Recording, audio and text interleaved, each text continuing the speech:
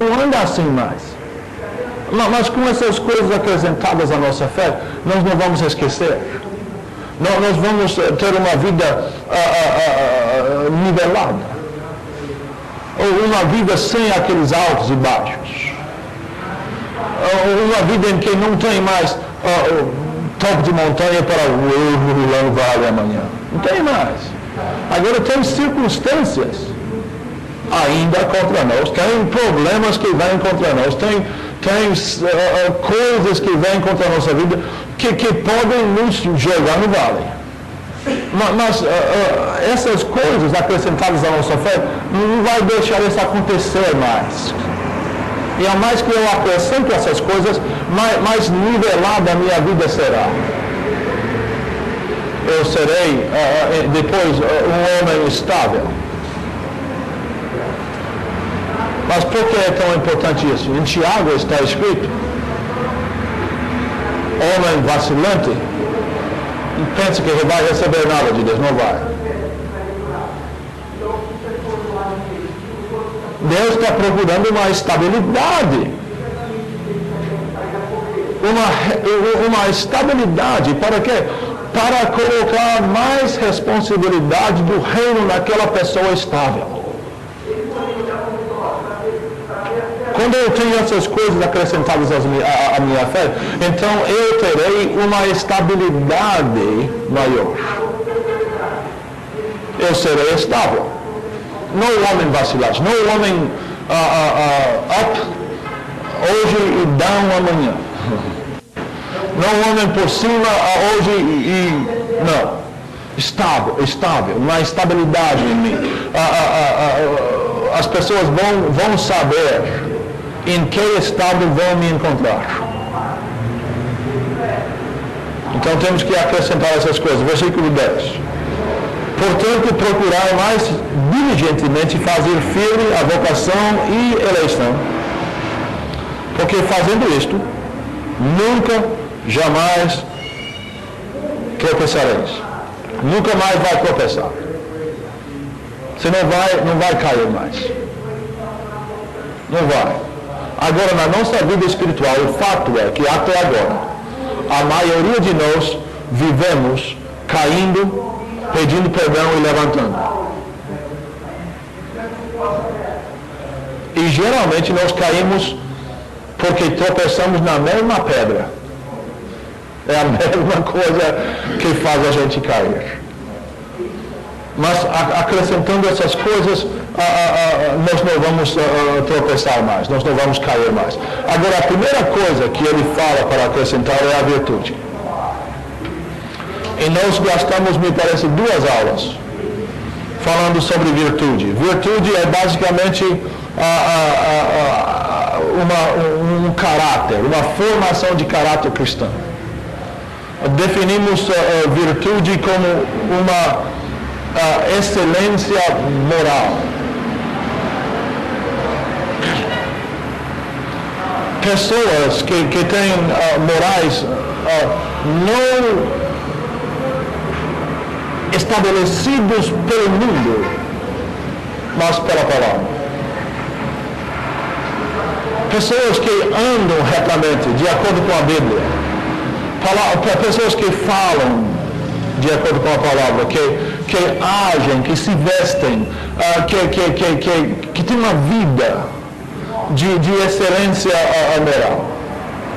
E entendemos também que a virtude traz uma validade, um valor maior à nossa fé. Uma vez que nós temos a virtude, este caráter de Deus estabelecido, esta virtude nos dá uma fé superior, uma fé que faz Deus passar por milhares de pessoas para alcançar a gente. Superioridade. É como no emprego. Lá nos Estados Unidos acabou a greve finalmente da GM. Eu não sei, os sindicalistas são meio... Eu não estou falando contra a greve, por favor, entenda bem. Mas neste caso, a GM hoje na CNN anunciou que estão fechando não sei quantas plantas e vão mandar não sei quantas pessoas embora. Resultado daquela greve. Então, o grevista, ele ganhou $1 por hora e 30 mil pessoas desempregadas. Não entendo isso, de jeito maneira. Mas no sindicato, você fica muito tempo e você tem o que se chama superioridade. Você, com essa superioridade, pode alcançar um emprego maior, um emprego melhor. Você quando abre uma nova posição, eles têm que te convidar primeiro, têm que oferecer primeiro para você. É a mesma coisa com a fé. Com a virtude acrescentada à minha fé, quando aparece uma oportunidade, quando aparece o favor, quando aparece algo de Deus, o Senhor vai passar por muita gente, porque Ele vai ver a minha fé superior, com virtude acrescentada. Você já perguntou na sua vida, na igreja, por que algumas pessoas recebem favor, aparentemente sem razão?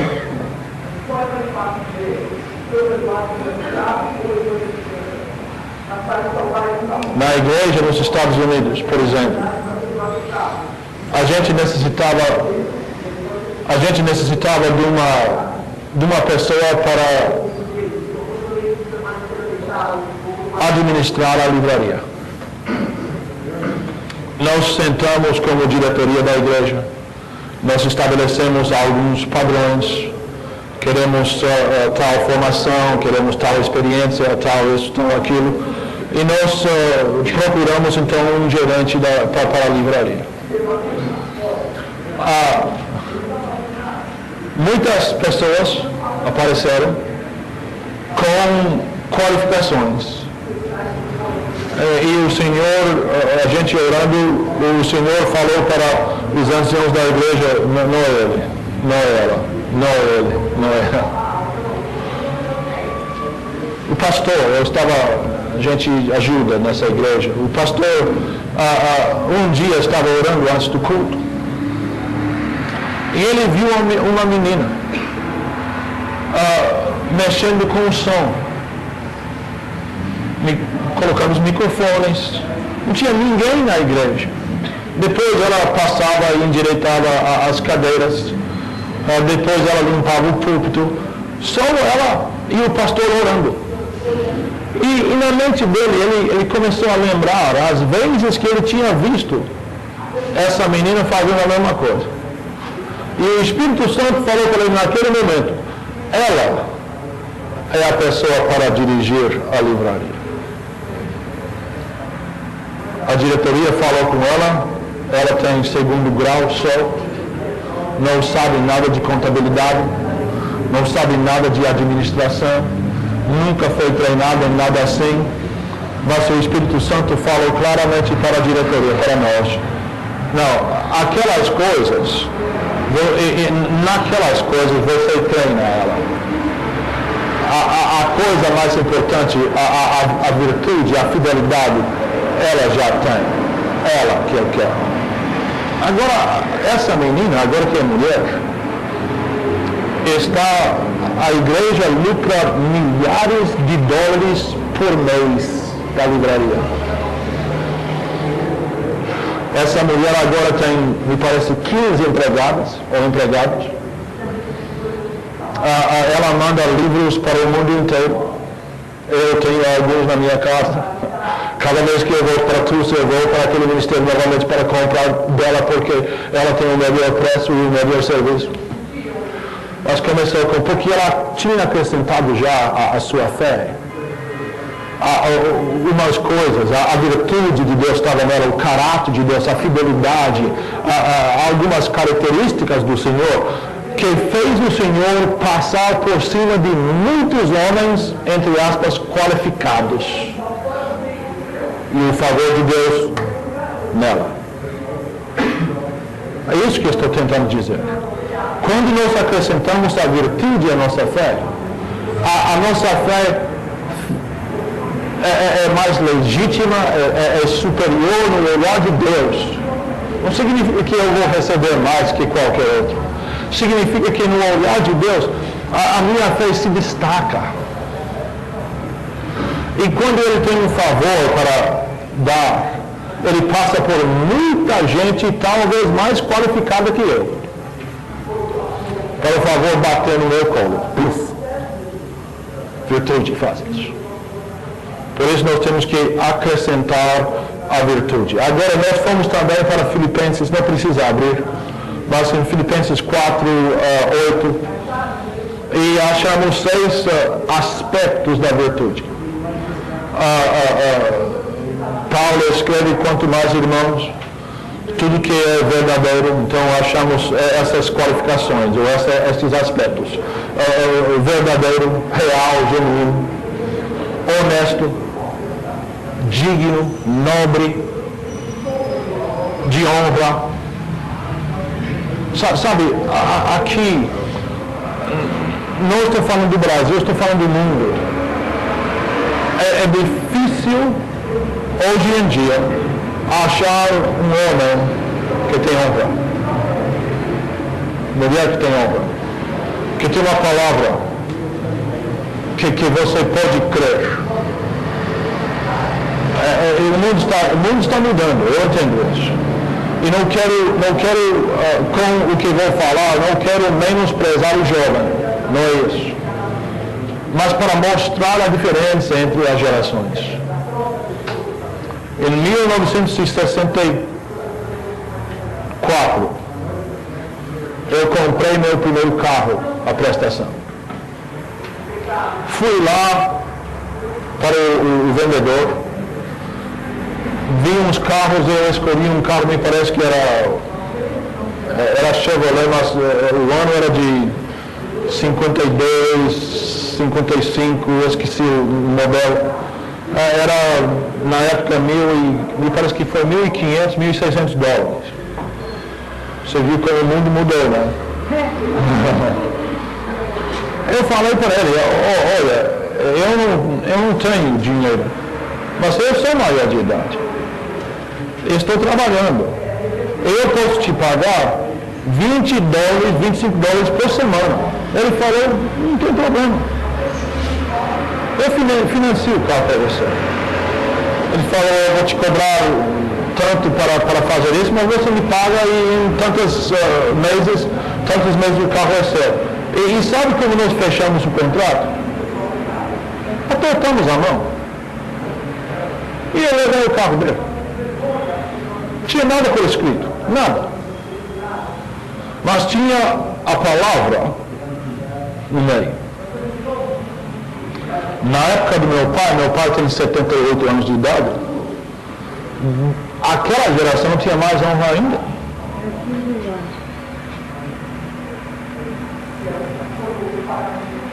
Pessoas morreram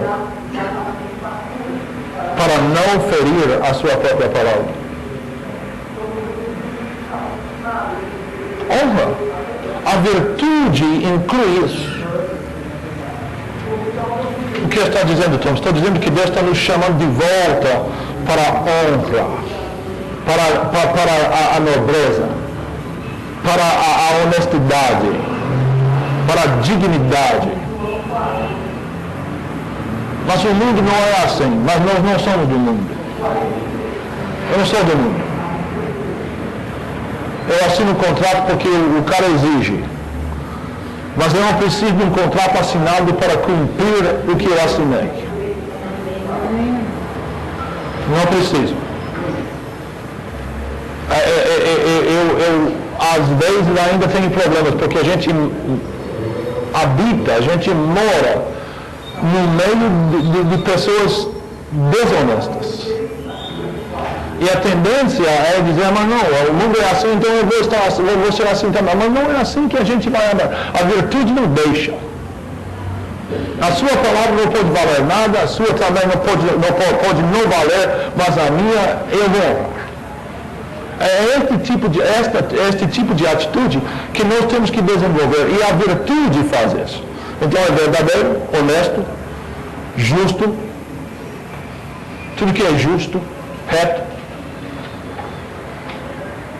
Sabe que na feira tem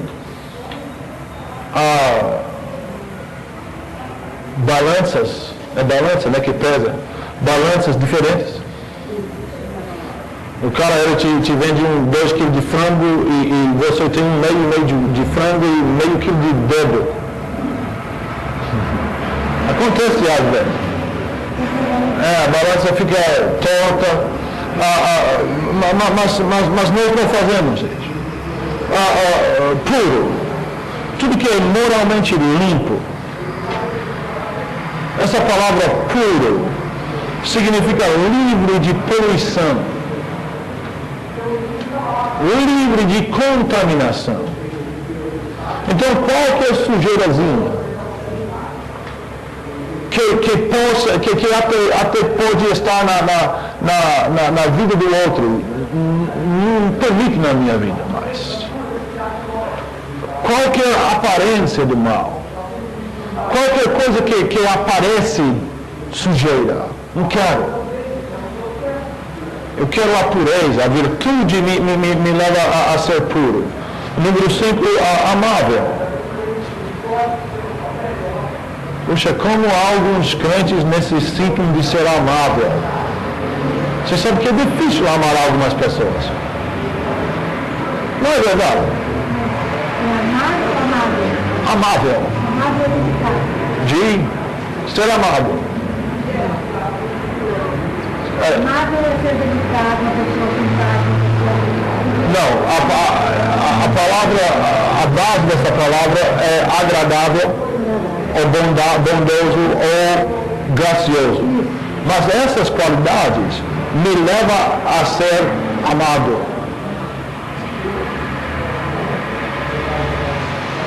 Você entendeu?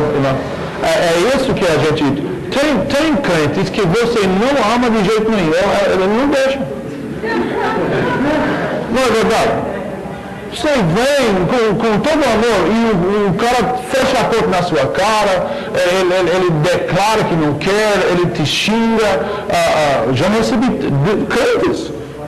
Estou falando do ímpio. O ímpio às vezes é mais fácil amar ele do que o crente.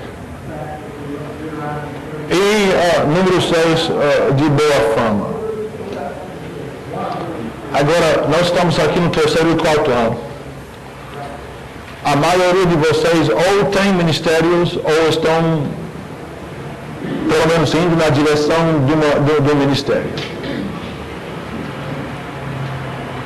A boa fama inclui a nossa reputação. Inclui a área financeira. Eu conheço um pastor amigo meu, muito querido. Eu amo ele de coração. Mas ele está em apuros mesmo com a igreja. Porque a fama dele na praça, você fala com algumas pessoas deste pastor e o ímpio xinga. E cuspe no chão. Porque o nome está na praça. Eu conheço outros pastores que tomam dinheiro emprestado do crente. Não paga. Eu fiquei ciente de um caso de 15 mil reais. Fiquei ciente de outro caso de 40 mil reais.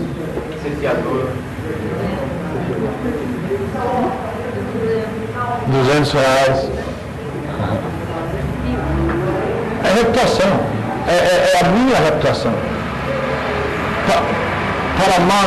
Nós temos que desenvolver virtude, boa fama, boa reputação, digno da maior qualidade.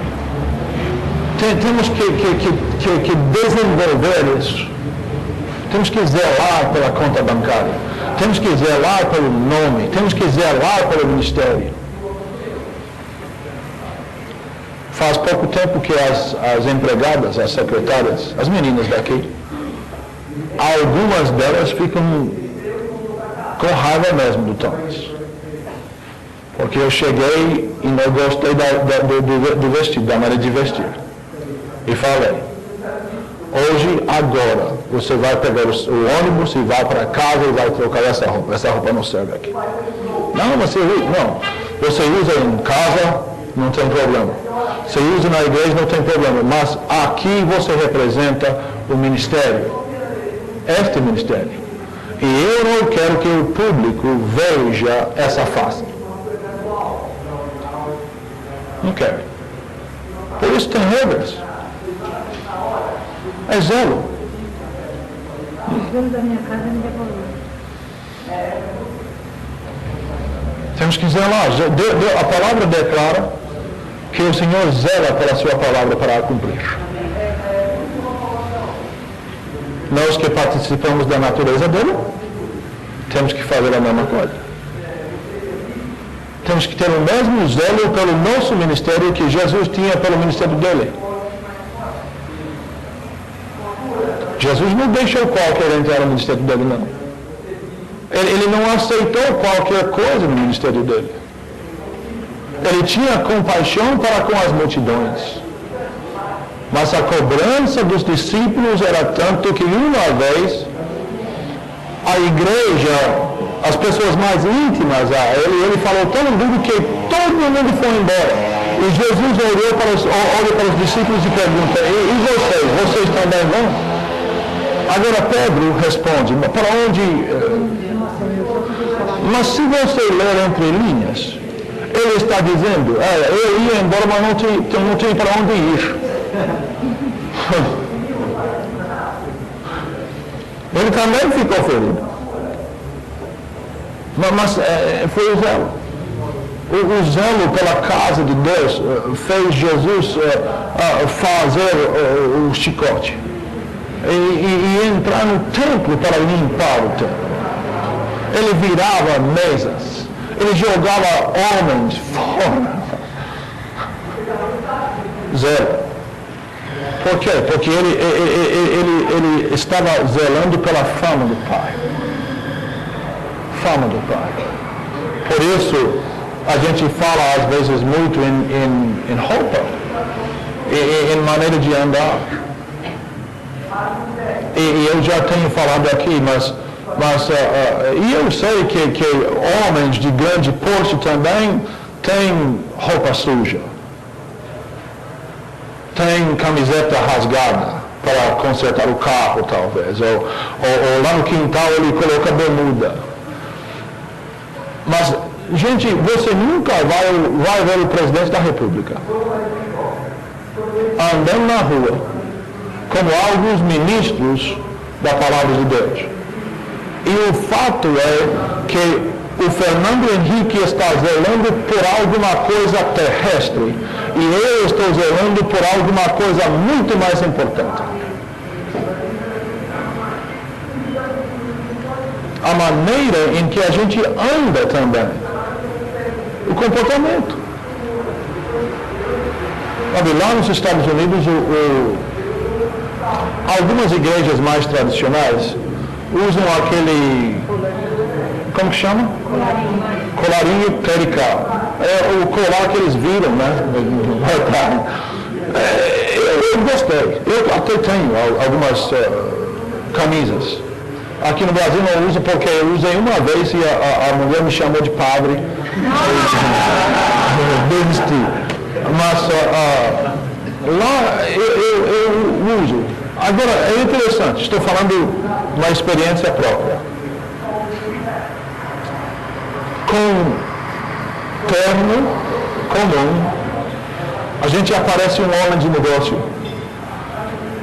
Andando na rua, vestido como os outros, eu tinha muita mais liberdade do que quando a gente está com aquela roupa que identifica você como ministro.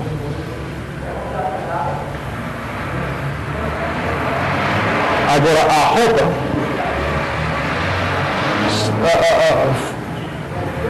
traz mais respeito do público, geralmente. Abre portas, eu uso porque alguns hospitais lá onde a gente estava pastoreando era um hospital católico. E eles barraram, é a palavra barraram os pastores. Então, eu coloquei a roupa do padre e depois de meia-noite o pastor não podia entrar sem permissão especial. E o cara que dava a permissão nunca estava. Mas a roupa chegava na porta. E a freira, a enfermeira, pode entrar. Padre, eu falei, isso aí, irmão. Obrigado, irmão. Fui lá visitar os meus membros. Mas está entendendo? É o comportamento. Nós temos que, embora não usar uma roupa que nos destaca, temos que andar como se estivesse usando a roupa. Sabendo que tem um ditado que fala, você é a única Bíblia que muita gente vai ler. Eles estão lendo a sua Bíblia, eles estão de olho em você. Parece que não às vezes, mas estão. Então, de boa fama. E a segunda coisa que nós falamos foi o conhecimento. E descobrimos que acrescentamos primeiro a virtude, depois o conhecimento. O conhecimento nós definimos não como conhecimento natural. É o conhecimento por revelação. Conhecimento por revelação. Conhecendo a verdade, não porque está escrito assim, necessariamente, mas porque o Senhor, pelo Espírito Santo, revela o significado profundo e verdadeiro enquanto nós meditamos na palavra. Uma revelação que vem, sabe, todas as doutrinas, todas elas, verdadeiras e falsas, não, a maioria, a boa maioria, se baseiam em escrituras. Você fala com o testemunho de Jeová e sabe que ele usa para provar o que ele crê? A Bíblia. Você fala com o mormon e o que ele usa para provar o que ele crê é a Bíblia. O batista tradicional, o metodista tradicional que fala contra o Espírito Santo, ou as manifestações do Espírito Santo, eles usam a Bíblia. Você pega a Bíblia e prova o que quiser, tirando o texto fora do contexto, fora do lugar, e você prova o que quiser. O Espiritismo também, sim. Bíblia, é a Bíblia. Então não é o conhecimento natural da palavra, não é memorizar ela. Não é somente ouvir a pregação, não é somente sentar numa aula e receber um ensinamento. Também temos que entender espiritualmente a verdade dessa palavra. Nós temos que receber a revelação da palavra. Agora, o Senhor revela coisas para mim e para você que ninguém jamais te ensinou. Paulo fala nas cartas dele aos Gálatas e outras igrejas. Eu fui para o deserto. Depois da minha experiência com Jesus, naquela estrada para Damasco, eu me retiro, eu fico 14 anos no deserto e lá eu recebo essa revelação. Depois dele receber a revelação, agora achamos a rede de segurança. Depois dele receber a revelação de Jesus Cristo, ele volta para Jerusalém para cedo. E ele apresenta a revelação para os anciãos da igreja, para os anciãos disserem essa é verdadeira.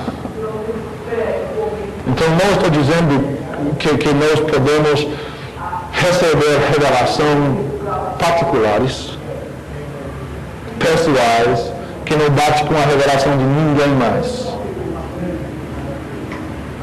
Assim nascem seitas e heresias. A mesma revelação que eu tenho, talvez você não recebeu ainda, mas eu chego e eu declaro para Carmen: Carmen, olha o que eu achei engraçado neste versículo, está escrito tal e tal, e eu sinto no meu espírito que está dizendo tal e tal e tal, e a Carmen vai dizer: deixa-me meditar também nisso. E ela vai meditar.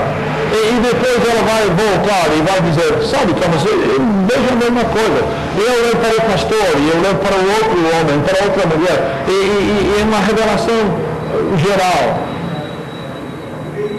Pedro declara: nenhuma escritura é de particular interpretação. Se você interprete a escritura e ninguém concorda com você, caia fora, está errado.